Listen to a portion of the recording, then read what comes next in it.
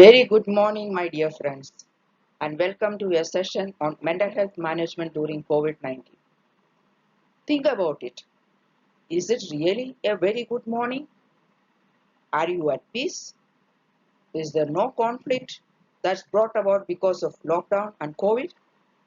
Let's see. Listen to some conversations at home. What's happening? You bought vegetables now.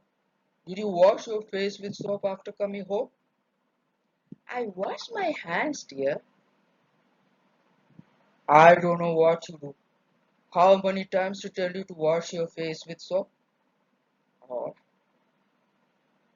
Mommy, why are you keeping milk in the fridge without washing? I washed, dear. How did you wash? Did you use soap? Did you wait 3 minutes after applying soap? What is happening in households? Are we in control? Due to lockdown, the familiar routine have changed. The routine of going to work, going out, or socializing have all taken a new form. Also, the space available in a house determines or limits the possible alternatives or activities that is possible. It can lead to anger building up, or rather, let me say, control and frustration is going out of control. For example, although internet is available or phone is there sufficient number of smartphones or in the house to give to children? How do we occupy small children with activities? Who is burdened with it? What support and assistance does this person get for managing children? In short, lot of anger and frustration is building up and sometimes exploding. Trying to change others has become the pastime, or rather occupation now. So today, I am going to highlight the key to mental health and what you can do to improve your behavior and change yourself so that there is peace in the home and in the household. Let me stress here that you cannot change others. Unless they decide to change, no change happens in others. But there is one person you can change, and that is you. Because you are in full control of yourself. So what you want to do with you, what change you want to bring in you is possible. But changing others is not possible. If you go to the website of WHO, you will come across many articles on mental health management during COVID. This interest and concern is also because of vulnerable populations. There can be increase in marital conflict and violence against women. Women affected by this may not be able to get in touch with social support groups or leave home during this corona or the lockdown, accentuating this issue. Let's look at what are some of the factors that can affect our mental health during this pandemic. Mental health affects all walks of life. Research has shown that stress can lead to physiological changes and health issues. When you are living in fear and anxiety, adrenaline is being produced 24/7, a health hazard. When you are going out to on the roads, you see people not wearing masks properly. You see people with masks hanging from their ears, some wearing mask only covering their nose or mouth, and this annoys you. People are going about as though there is no corona. They are eating out, talking to each other without any protection. You go to buy vegetable and see a person removing his mask and smelling the vegetables. So anger and annoyance can now lead to reactionary behavior sometimes, which can not only harm you but also others. Blame and negativity, it's increasing the negative sentiments within you, negative thoughts within you, which affects you, which can affect you. Now control freaks are upset because they are not in control of the situation.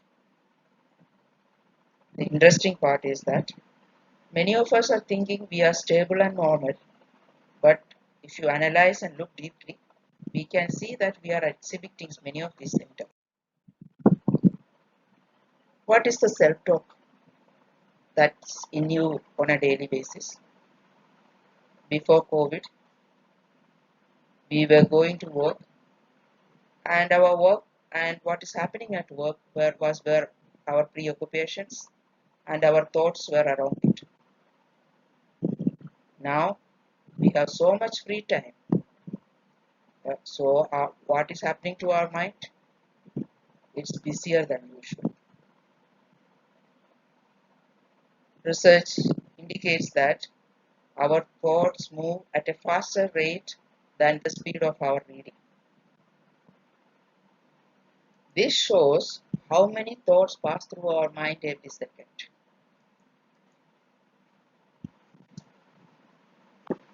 Now, the thoughts are based on our worries and concerns, and this in turn increases our anxiety and fear. It is a vicious circle.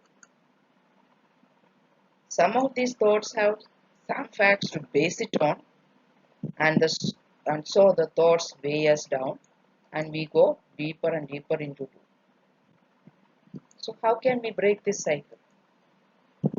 It's through building affirmative self-talk.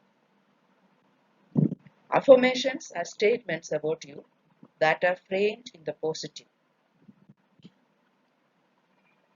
Don't think how badly things are going to turn out. When you go out into the market, don't think things will go wrong. Instead, change those negative statements into positive ones, which will build your self-confidence. Talk should be around what you would do to safeguard yourself, what precautions you are going to do, and concentrate on those things that are in your control. There's another problem is overgeneralization.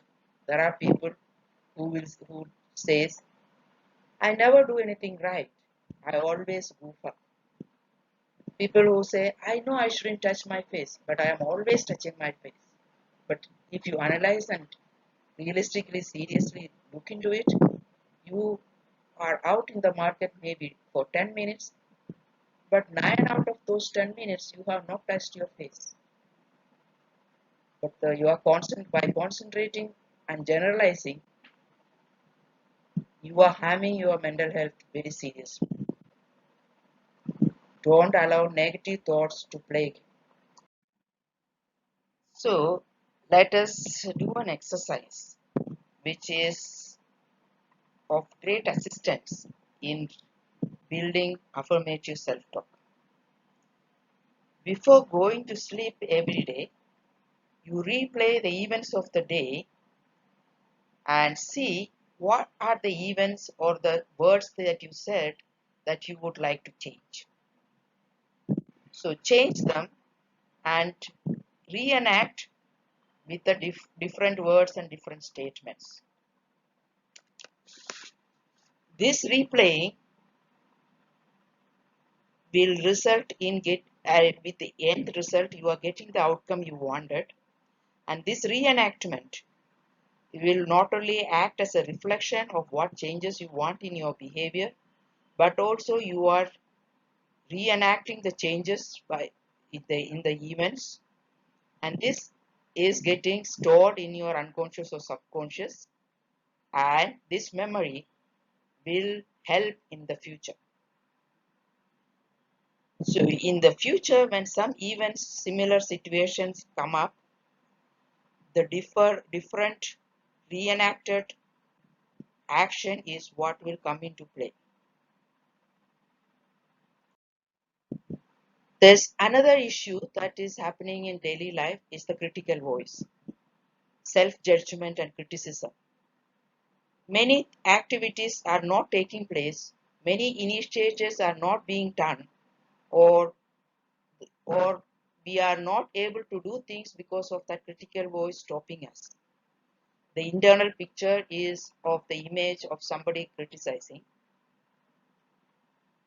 As children, we have grown up with parents criticizing us, teachers criticizing us, and those have been stored in our memory as images, which is affecting now. And when we grew up and started working, these images have affected how we react, how we act, how we respond to our bosses or colleagues' criticisms. So the focus goes to the small errors and the fear of errors, and we do not attempt any activity. The focus remains on the unpleasant feelings, and we are afraid of whether the future activity is going to lead to pleasant or unpleasant feelings.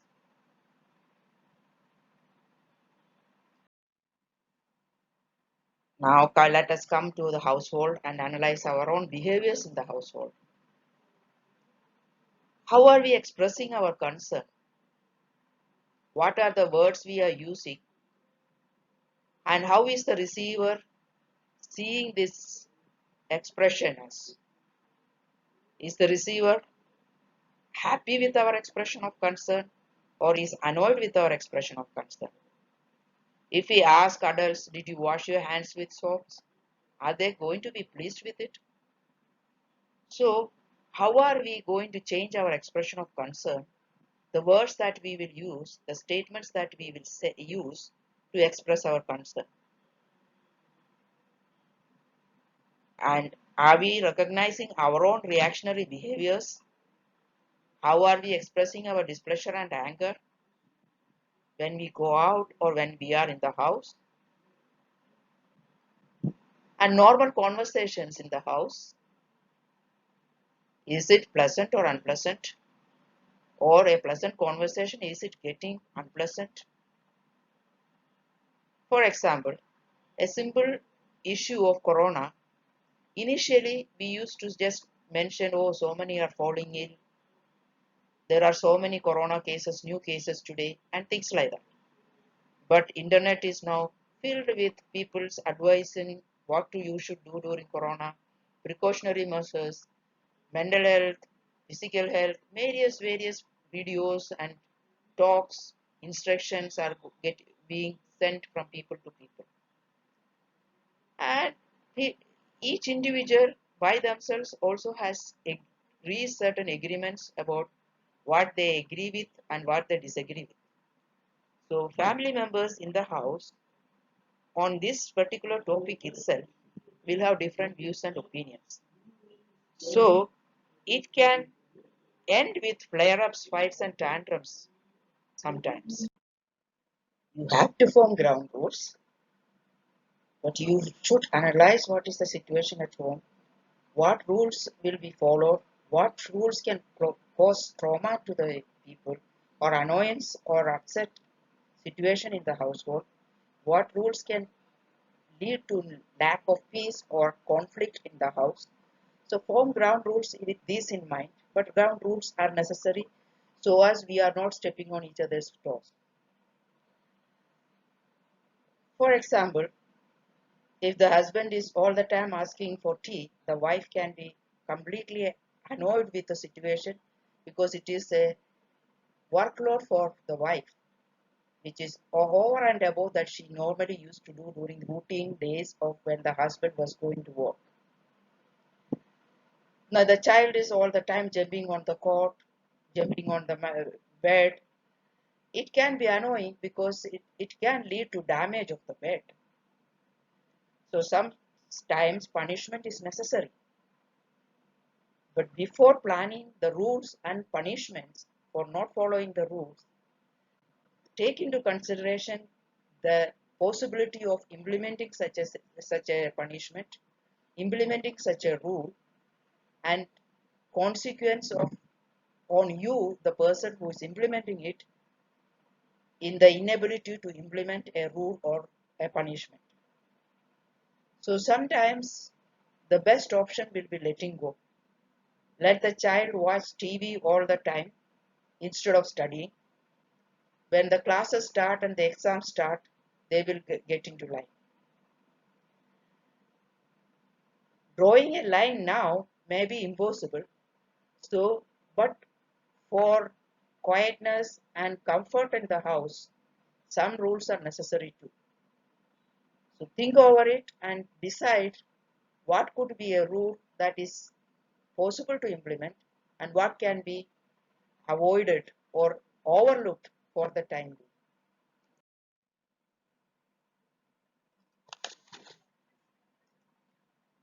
Are you stressed? Yes. In addition to anxiety and fear, boredom can also be a cause of stress. Other thoughts crowding your minds can lead to stress.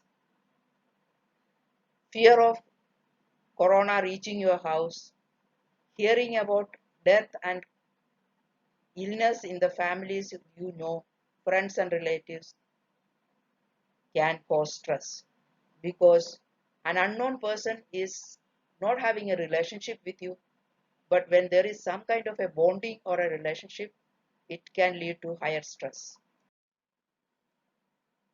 WHO has brought out a leaflet on management of stress in these times of COVID.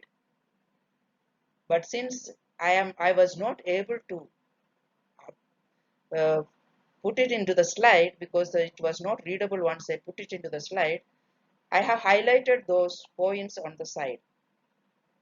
It's normal to feel sad and angry. Isn't it comforting to think so? That we are not abnormal in our feelings? Talking to people you trust can help, but decide whom you talk to. The person you talk to shouldn't be increasing your fear and anxiety by their conversation. So choose whom you are reaching out for support wisely. If you must stay home, maintain healthy lifestyle including sleep, diet, exercise, social contacts. What are the things you would have done during a routine day when you are going to work should in somehow or the other be fitted into your routine now when you are staying home. Exercise is a must. So what is a possible exercise that can be done when you are staying home should be taken into account. Don't use smoking, alcohol and drugs to deal with your emotions. Escapism is not a solution to overcome your fear and anxiety. To cover up something with the feelings with alcohol and smoke or drinks and drugs is not going to help. So you have to deal with your emotions, handle it, analyze it, take steps to handle it. Gather information that will help you accurately to determine your risk, and once you know you are at risk, take the necessary steps. Limit worry and agitation by limiting the time listening to media. Some of the news about the death due to COVID and other things can be upsetting. So reading newspapers and listening to news on TV should be limited if some such news is upsetting you. Draw on skills from the past. You may think you did not have any skills, but when you have had adversities in your life and you have handled it in the past. So reflect on it and see what are the skills that helped you at that time. And so even today, in this situation also, you will overcome it by using your skills, your strengths. Identify your strengths and skills that you have used in the past and use it wisely now. Meditation is a good way to relax you. If you wish to, you can follow me when I go through these instructions. I will guide you through.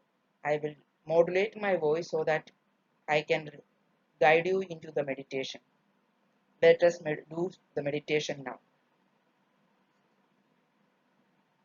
Breathe deeply. Breathe in and breathe out. Feel the air going inside. Feel the warm air as you are exhaling.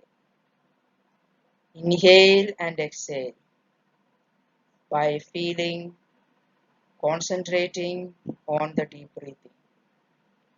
Inhale through your nose, exhale through your mouth.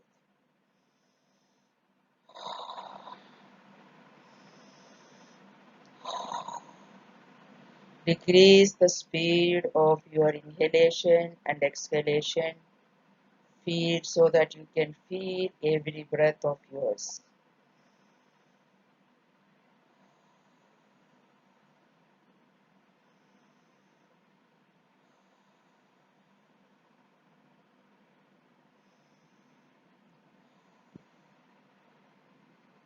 Concentrating on your breathing, you are avoiding thoughts from your mind. So your thought and your feeling is now concentrated on your breathing. Close your eyes so that you can avoid distractions. Concentrate on your breathing. Breathe in to your mouth and exhale to your mouth. Sorry. Breathe in to your nose and exhale through your mouth.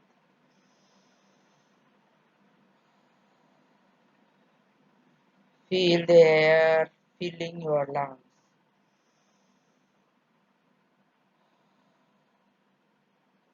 Feel the air filling and your chest expanding.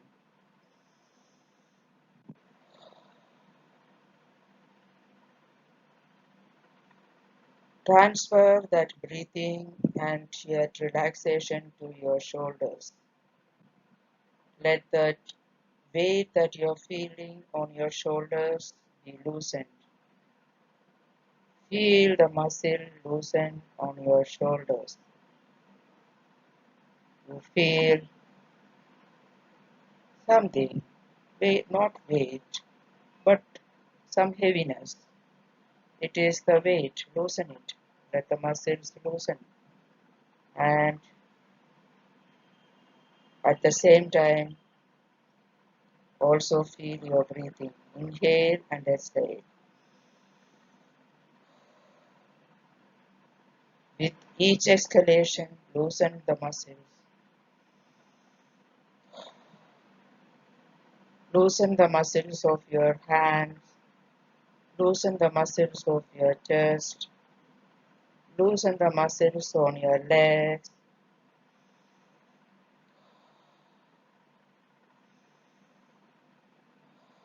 Loosen the muscles of your feet.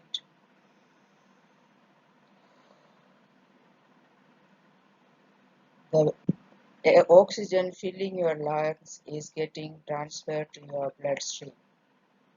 And let that blood slowly pass from the lungs through your shoulders, through your hands, to the tip of your fingers. Along with the blood flowing from the shoulders to the hands, to the tip of your fingers, the tightness is also flowing out. Feel the tightness slowly moving from your shoulders to your hands, and it has now reached the fingertips. From the fingertips, let the tightness dissipate through the air. Let it dissipate and leave your body and up into the air. Feel the lungs filled with oxygen and the oxygen entering the bloodstream. Let the oxygen with the oxygen carry relaxation through your feet.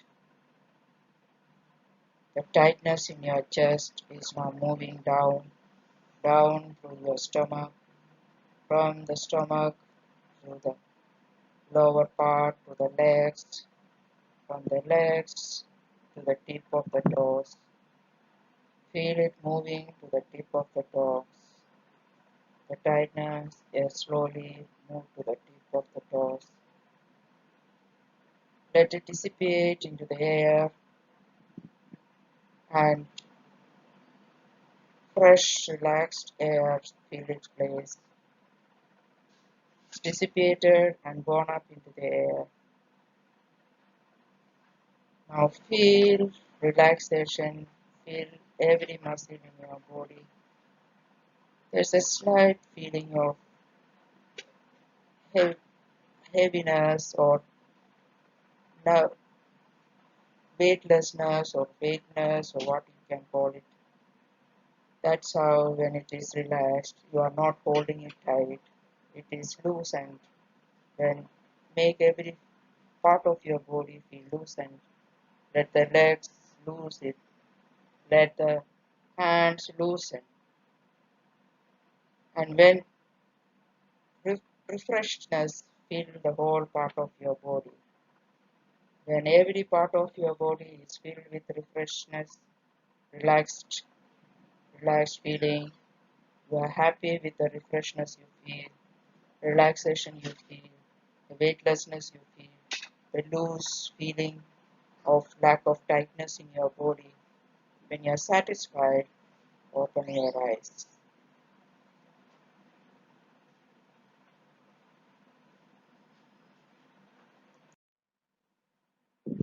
Hope some of these ideas mentioned today will help you. Thank you. Have a blessed day.